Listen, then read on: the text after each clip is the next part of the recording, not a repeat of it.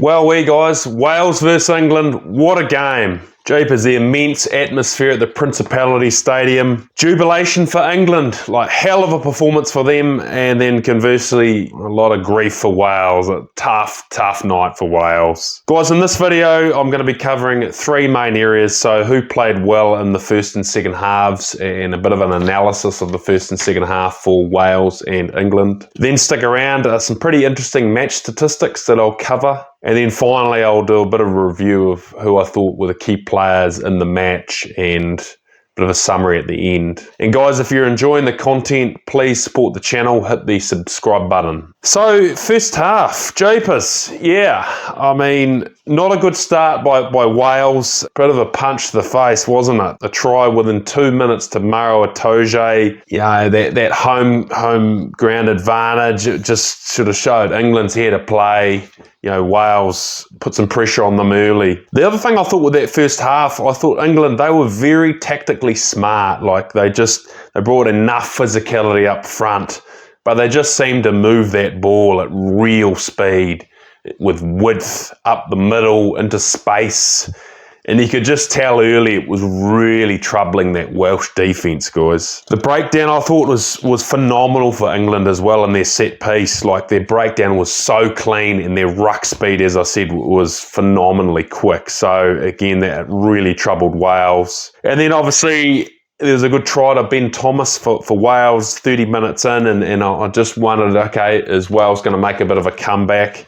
The game went in the balance, and then, yeah, this really hurt Wales. 3 tries in the last 6 minutes of that second half to Tommy Freeman, Chandler Cunningham South, and then, you know, right on half time to Will Stewart. So I think even Wales, you know, the scoreline of 28-7 at half time would be very different to the scoreline of 33-7. So that half time score was always going to be very hard for Wales to come back from. The second half, look, Wales, they came out fighting. They showed some fight, didn't they? And there was that knock on to Aaron Wainwright, which you'll be pretty disappointed with. Another good try to Ben Thomas. So it shows when Wales get it right that they can execute their attack quite well and score points. But again, just not enough of it. And, you know, 2 tries to Henry Pollock on debut and a flurry of tries in that last 13 minutes. Key stat for me, which is pretty painful for the Welsh, 10 tries to England and 2 for Wales. So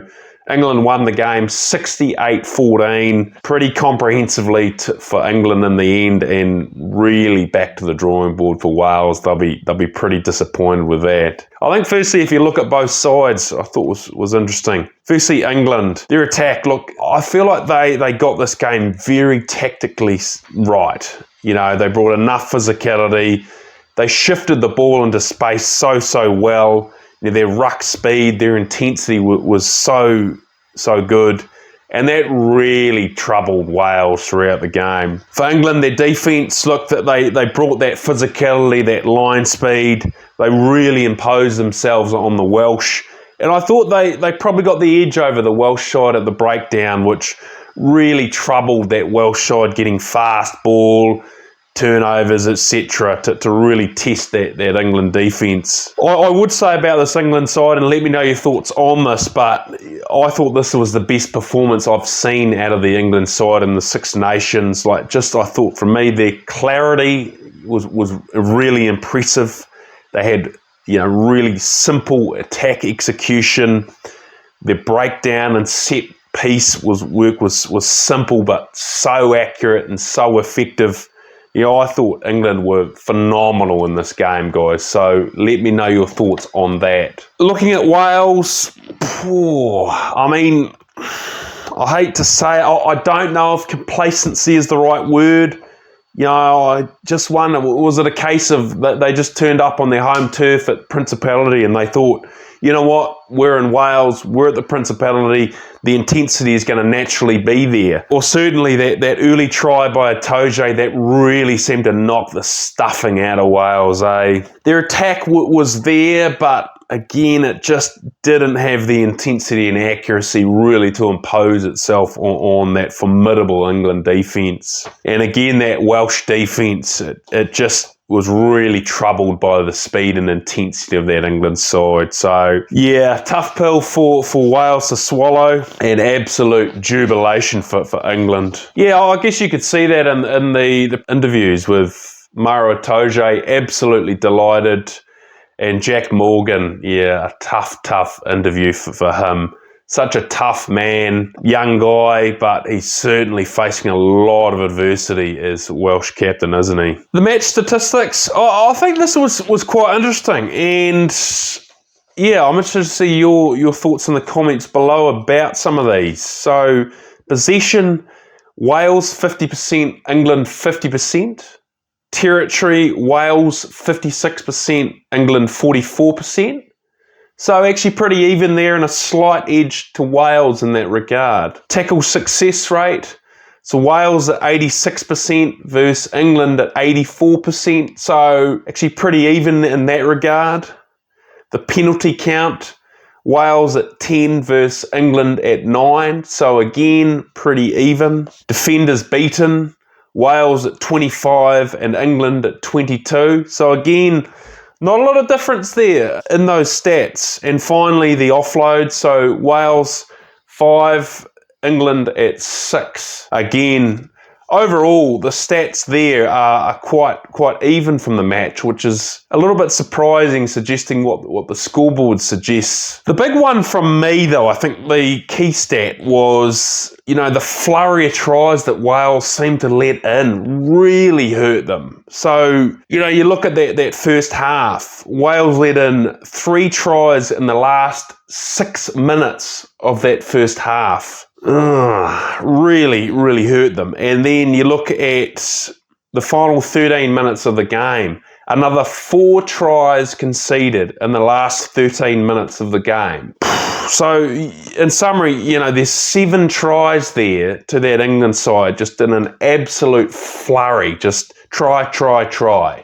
And so it just shows, Wales were relatively in the game, but apart from those flurry of tries, certain moments of the game where they clearly just absolutely switched off and couldn't match the intensity of England. So back to the drawing board for Wales there. Players to watch from me. Look, I thought Ben Curry and Tom Curry were both immense. Obviously, Ben Curry got the Man of the Match award. From me, just their work at the breakdown, you really noticed that, like that England defence was so strong. Their work at the breakdown was immense. And particularly on that England attack, Ben Curry and Tom Curry, their work at the breakdown, so clean and effective for that England attack. So, but look, both of those, they are world-class flankers, aren't they, guys? They've been around international rugby for a while and they're absolutely class. So it's a good-looking England squad at the moment, isn't it, guys? Also, as well, it's important to look at the matchup of the loose forwards. I think that had a significant impact on this game. So,